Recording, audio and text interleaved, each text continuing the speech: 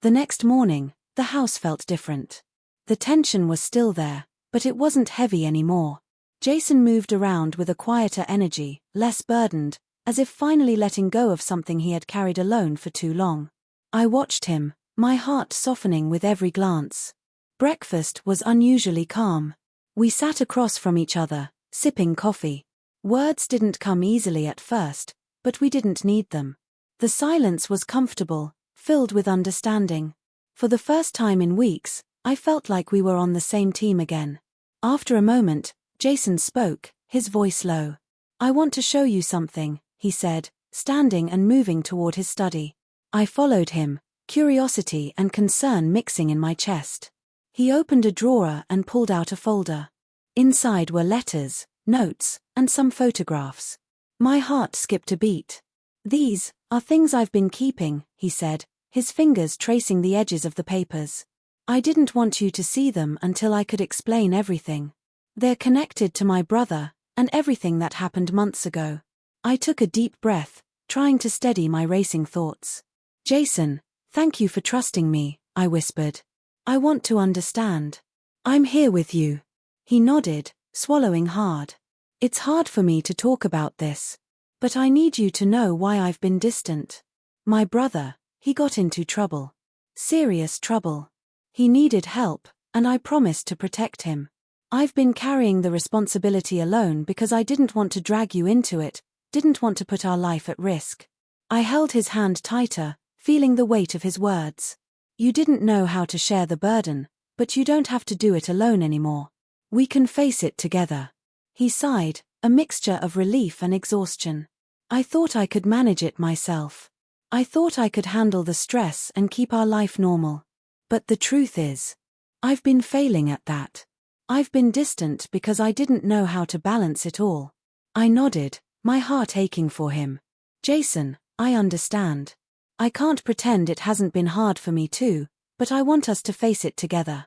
I'm not going anywhere." Slowly, he began to explain everything in detail, his brother's mistakes, the promises he made, the late nights worrying, the legal concerns, the emotional strain. I listened, holding his hand, feeling the tension that had grown between us slowly unravel. Each revelation made me understand him more deeply, made me see why he had withdrawn.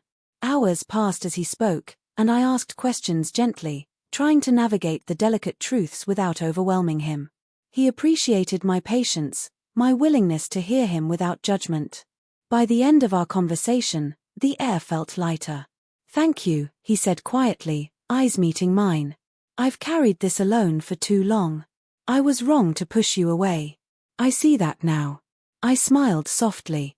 "We're stronger together, Jason. Always. And now that we've spoken, we can start healing." That day, for the first time in months, we walked together outside. The sunlight felt brighter, warmer.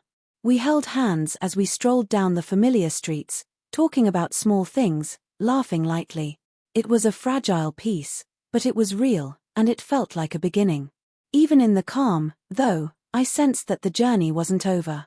Jason had shared the burden, but there were still challenges ahead, conversations with his brother, decisions to be made, consequences to face. I knew that the next few weeks would test us in ways we hadn't imagined. That evening, Mr. Everett stopped by again. He smiled when he saw us together, more connected than before. "I'm glad to see this," he said softly. "You've taken the first step. But remember, healing isn't instant. It's a process, and it requires patience, trust, and honesty." We nodded, understanding that his visit was not just a gesture, it was a reminder that we weren't alone in facing what lay ahead. We had each other, and that made all the difference. As we prepared for bed, I held Jason close. The distance that had haunted our marriage was shrinking, replaced with hope. But I knew the path ahead would still have bumps. Challenges that would test our patience, our love, and our resilience. Yet, in that quiet night, with his heartbeat against mine, I felt a renewed sense of trust. A belief that together, we could face whatever came next, and that the truth, finally revealed, was the first step toward rebuilding what had been strained. And still, a part of me couldn't help but wonder, were there more secrets left unspoken? Could our lives truly return to the way they were, Or was this only the beginning of a new, uncertain chapter? The next morning, the sunlight felt soft as it streamed through our bedroom window. Jason was already up, moving quietly around the kitchen. I watched him, my heart still heavy with the weight of the previous night, but lighter than it had been in months. For the first time in a long while, I felt like we were truly partners again. Over breakfast, we talked in small, careful steps. Jason explained more about the challenges his brother had faced, the mistakes, the legal issues, the fear that things could spiral out of control. Each detail he shared made me realize the enormity of what he had been carrying alone. My heart ached for him, for the sleepless nights, the worry, the constant tension that had driven him to distance himself from me. "I feel like I let you down," Jason admitted quietly, stirring his coffee. "I thought I was protecting us. But I ended up hurting the one person I love the most." I reached across the table and touched his hand. "You didn't fail, Jason. You were protecting someone you care about. That shows love, not weakness. We just needed to face it together, that's all." He nodded, the tension in his shoulders easing slightly. "You're right. I should have trusted you sooner. I should have known that we could handle it together." After breakfast, we decided to take a walk. It was a crisp, clear day, and the streets were calm. Holding hands, we moved at a slow pace, letting the quiet fill the spaces between words. Sometimes, words weren't necessary. Just the simple connection of being side by side, feeling each other's presence, was enough. But even as we walked, I sensed that the challenges weren't over. Jason's brother still needed support, and there were consequences to face. There were tough conversations ahead, decisions that couldn't be postponed, and emotional weight that wouldn't disappear overnight. Yet, for the first time, I felt ready to face it with him. Back at home, Mr. Everett stopped by once more. He had always been a calming presence, and I welcomed his guidance. "You've made progress," he said kindly. "But remember, the past may still ripple into your present. The important thing is that you face it together, with honesty and patience." Jason listened quietly, nodding. "We will," he said. "I don't want to push Ruth away again. We'll handle this as a team." I smiled, feeling a warmth that had been missing for months. "That's all I want, Jason. Just honesty and trust. We can face anything together." Later that evening, Jason received a phone call from his brother. I watched as he paused before answering, taking a deep breath. The conversation was serious, full of careful words and quiet concern. I stayed nearby, offering silent support, understanding that this was part of the process, part of facing the shadows that had grown between us. When he hung up, Jason looked at me, a mixture of relief and lingering tension in his eyes. "It's not resolved yet, but we've taken the first step," he said softly. "We're moving forward, and that's what matters." I nodded, squeezing his hand. "Step by step. We'll get through it." That night, as we prepared for bed, I reflected on how far we had come. The months of silence, the emotional distance, the fear and worry, it hadn't disappeared entirely, but it was no longer insurmountable. Sharing the truth had opened a path toward healing, and we were walking it together. Even in the quiet of our bedroom, I could feel a lingering question: what other challenges might surface? Life was unpredictable, and secrets had a way of revealing themselves at the least expected moments. But for the first time in months, I felt a sense of calm, a belief that love, honesty, and patience could guide us through whatever came next. We held each other close that night, letting the warmth of our connection replace the cold distance that had taken root. I realized then that even when life becomes complicated, even when burdens grow heavy, true partnership isn't about avoiding difficulties, it's about facing them together. As sleep overtook us, I whispered a quiet promise to myself and to Jason: we would face the shadows, no matter how dark, together. But deep down, I couldn't shake the feeling that the next challenge might come sooner than we expected, something that could test our trust, our patience, and the fragile bond we were rebuilding. The morning sunlight felt different that day, gentle, soft, almost like it was reminding us that life goes on. Jason was calm, moving around the house with purpose, no longer weighed down by the tension that had haunted him for months. I watched him, my heart swelling with a mix of relief and gratitude. We had faced the truth together. We had shared the burdens he had carried alone, and something had shifted between us. The distance that had grown slowly over time was shrinking, replaced by a quiet closeness that felt fragile yet strong. Jason's brother had reached out again, asking for support and guidance. Jason took the calls seriously, but this time, he included me. Together, we navigated the difficult conversations, making decisions and offering support where it was needed. It wasn't easy, and there were moments of stress and doubt, but we faced them side by side. Through it all, I realized something important. Love isn't just about laughter and comfort. It's about being present, being patient, and carrying the weight together when life gets complicated. Jason had learned that, and I had learned it too. We were stronger because we had been tested and because we had chosen to trust each other. One evening, as the sun dipped below the horizon, Jason and I sat on the porch with mugs of tea. The sky was painted with shades of orange and pink, a quiet reminder of life's beauty even after stormy days. He reached for my hand, holding it gently, and I felt the tension of the past months finally melting away. "Ruth," he said softly, "thank you for standing by me. I know I made mistakes, and I'm sorry for the distance, for the silence. I see now that I don't have to face everything alone. I have you, and that changes everything." Tears welled in my eyes. "Jason, we're a team. We always have been. Life is complicated, but love makes it worth facing together. I'm not going anywhere." He smiled, a real smile that reached his eyes, warm and full of emotion. It was the smile I had missed for so long, the one that had made me fall in love with him in the first place. I realized then that the hardest parts of life can be survived, not by avoiding them, but by holding on to each other. Days turned into weeks, and slowly, the house regained its warmth.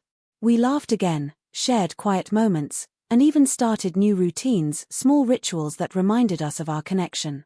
The tension that had once felt permanent was now just a memory, a lesson about honesty, trust, and patience. Mr. Everett visited one last time, smiling as he saw us together, stronger than before. "You've come far," he said. "Remember this feeling, the trust, the closeness. Hold on to it, and you'll weather any storm." Jason and I nodded, understanding that the journey wasn't over, but that we were equipped to face it together. That night, as I lay beside him, I felt a sense of peace I hadn't known in months. The struggles, the secrets, the distance, they had tested us, but they hadn't broken us. Instead, they had reminded us of what truly matters: honesty, trust, and unwavering love. And in the quiet of that night, I knew one thing for certain. No matter what challenges life threw our way, we would face them together. Stronger, closer, and more in love than ever before. Our story wasn't perfect, but it was real. And sometimes, real love is exactly what carries you through the storms. The distance had been bridged. The shadows had been faced. And finally, love had been restored. The end. I never imagined feeling invisible in my own marriage. It didn't happen overnight. It started with small changes, almost unnoticeable. Jason, my husband, used to wake me with a good morning text, always joking about my coffee habits or reminding me to eat breakfast. Now, the messages had stopped. He barely looked at me when he came home, and the warmth in his eyes that once made me feel safe and loved was gone. It was a Tuesday evening when I noticed it clearly. I had cooked his favorite meal, spaghetti with garlic bread, the one that reminded him of our first date. I set the table, lit the candles, and waited for the familiar smile. When Jason walked in, he gave a polite, tired nod. He barely touched his food, scrolling on his phone, not really talking to me. I felt a pang of sadness that cut deeper than I expected. I wanted to ask what was wrong, but the words refused to come out. At first, I told myself it was work stress. He had always been serious about his job, and I hoped this was temporary. But days turned into weeks, and weeks into months. The little signs became unbearable. Weekend walks disappeared. Movie nights turned into him watching TV alone while I sat quietly in the living room. Even small touches, the hand on my shoulder, the brush of his fingers, vanished. Our home felt empty, even though we were under the same roof. I tried to reach him in subtle ways. I left notes: "Hope you have a good day, miss you, I love you." Sometimes he read them. Sometimes he didn't. I tried to make dinner like we used to, asking him about his day, trying to laugh at his jokes. He smiled politely, but it never reached his eyes. I felt like I was talking to a stranger, someone I once knew deeply but who had slowly disappeared from my life. One Friday, I curled up on the couch in a blanket, staring at the empty space beside me. Jason was on the other side of the room, headphones on, scrolling through something on his tablet. The distance was physical and emotional. I felt like I was shrinking, fading, as if my presence no longer mattered. I wanted to speak, to ask why, but I feared the answer. How do you ask someone why they stopped loving you? How do you confront the person you trusted most without feeling like you're intruding into a secret you weren't meant to see? That weekend, Jason's uncle, Mr. Everett, came over for a visit. He had always been a warm presence in our lives, talkative, gentle, someone who made you feel understood. I tried to put on a brave face, hiding the growing sadness that was becoming impossible to ignore. Jason seemed distant with his uncle, polite but quiet, which was unusual for him. As the evening went on, I found myself in the kitchen with Mr. Everett, making tea while Jason stayed in the living room. He leaned on the counter, watching me with eyes that seemed to see beyond the surface. "Ruth," he said softly, calling me by my first name, "I can see it. You've noticed how Jason has changed. You feel the distance." I swallowed hard. "Yes," I admitted. "I don't understand him anymore. He's here, but he's not. I feel like I'm losing him, and I don't know why." He nodded slowly, as if he had been expecting this. "It's not simple," he said. "But there's a reason behind it. Something he hasn't shared, something heavy that he carries alone. You deserve to know the truth." His words gave me a flicker of hope but also a sharp pang of fear. What was so serious that Jason couldn't even tell me? Could I handle it? I wanted to ask, but I also feared opening a door I might not be ready to walk through. The night ended quietly. Jason went to bed without a word beyond the usual polite goodnight. I stayed awake, staring at the dark ceiling, thinking about what Mr. Everett had said. "You deserve to know the truth." The words repeated in my mind, comforting yet terrifying. I thought about the months of silence, the nights of sitting alone while he retreated behind his walls. Could tonight be the night I would finally understand what had changed? The following morning, I woke up with an uneasy sense of anticipation. Even the way Jason moved around the kitchen felt different, heavier somehow. He spoke in short sentences, polite but distracted. I tried to engage him in small talk, asking about his plans for the day, but he answered without really listening. It hurt more than I expected. I realized I had been living with a stranger, someone who shared my home but not my heart. I tried not to panic. I reminded myself that marriages have ups and downs, that sometimes distance isn't permanent. But deep down, I knew this was more than a rough patch. I could see it in his eyes, in the silence that hung between us like an uninvited guest. I tried to stay positive, thinking of Mr. Everett's words, hoping that the explanation would come, that there was a reason, and that maybe, after everything, we could heal. As the day went on, I noticed little things. He was more careful than usual, almost hesitant. The way he avoided my gaze, the slight tension in his shoulders, the quiet sighs I barely caught, all of it pointed to something bigger than stress. I couldn't reach him, and I couldn't make him tell me. All I could do was wait, hoping for the right moment, for the right words. Even as I tried to keep busy with household chores, work, and errands, my thoughts kept returning to him. To us. To the love we once had, the connection that now felt like a memory. I couldn't help but wonder if we were at the edge of something irreversible, or if understanding could save us. Mr. Everett's visit had planted a seed of hope, but it also raised 1,000 questions I wasn't ready to answer.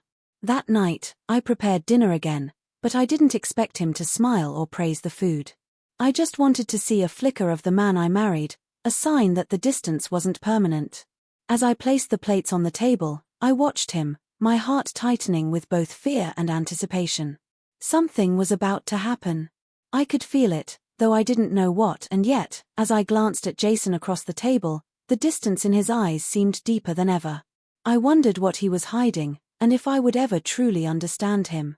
The answer was coming, I could sense it, but it might change everything. The next evening, The house felt heavier. Jason was quieter than usual, moving around like a shadow, polite but distant. I tried to talk to him during dinner, asking about his day, but his answers were short, clipped, almost rehearsed. It was clear he was holding something back, and the walls between us felt taller than ever. After dinner, Mr. Everett appeared in the living room. He had a gentle smile, but his eyes were serious. "Ruth," he said, "I think it's time you know part of what Jason has been carrying. But you need to listen carefully. It's delicate." I nodded, my heart racing. I had waited months for some clarity, for an explanation, but fear clung to my chest. What could be so serious that he couldn't share it with me himself? I braced myself as Mr. Everett spoke. "Jason's been under tremendous pressure," he began. "Not just work stress. Something personal. Something he hasn't wanted to burden you with." I leaned forward. "What is it? Please, I need to understand." Mr. Everett hesitated, then continued. "It's about a family matter, one that involves choices he's made and promises he feels he must keep. It's weighing heavily on him. That's why he's withdrawn." I felt a mix of relief and concern. It wasn't me, it wasn't us, it wasn't that he had stopped loving me. But at the same time, the distance I had felt wasn't imaginary. It was real, and it was painful. "I see," I whispered. "So, it's not about us?"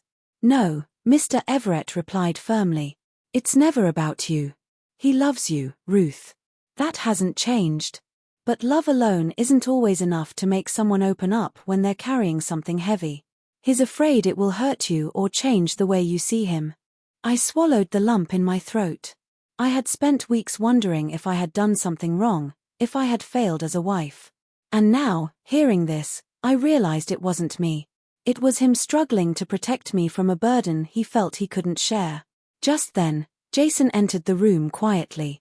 He looked at us, hesitant, unsure of how to join the conversation. I could see the conflict in his eyes, wanting to speak, but holding back.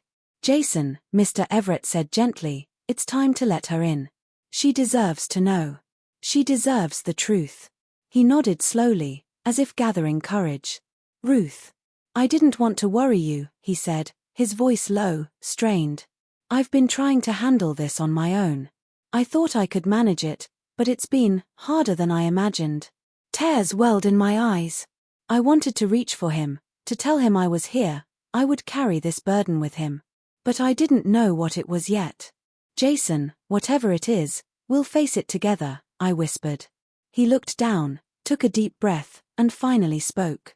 "It's about my brother. Something happened months ago. And I promised to protect him. I promised I wouldn't tell anyone. I thought I could handle it, but it's been eating at me. I've felt trapped, like I can't breathe." I stayed silent, waiting for him to continue. Mr. Everett didn't rush him, letting him find his own words. The tension in the room was thick, but gentle, as if time had slowed to allow honesty to emerge. I've been distant because I didn't know how to balance my promise with our life," Jason admitted. "I didn't want to hide from you, but I didn't know another way. I thought keeping it inside was protecting us, but I realize now it's only caused more pain." I reached out and touched his hand. "Jason, I'm not upset that you tried to protect someone. I understand. But you don't have to carry this alone anymore. You can tell me. I want to be here for you." His eyes filled with relief and a trace of fear. He had been waiting for me to say that, waiting for permission to let me in. Slowly, he began explaining the situation, the details carefully, mindful of the emotions in the room. I listened, heart aching and swelling with empathy at the weight he had been bearing. Hours passed in quiet conversation. Each word, each confession, seemed to lift a layer of distance that had grown between us.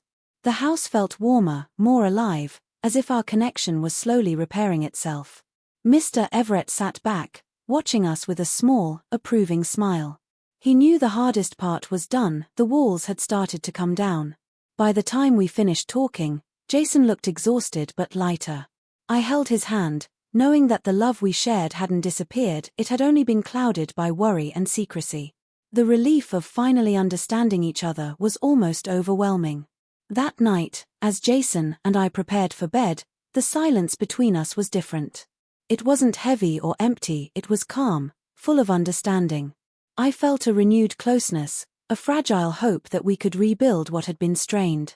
And yet, even in that moment of clarity, I sensed there were still pieces of the story we hadn't fully uncovered. Pieces that might surface in the days ahead, pieces that could change how we navigated our lives together. I closed my eyes, holding Jason's hand, feeling both the weight of the past weeks and the promise of the future. There was hope now, but also a quiet tension, something still unspoken, waiting for the right time to be revealed.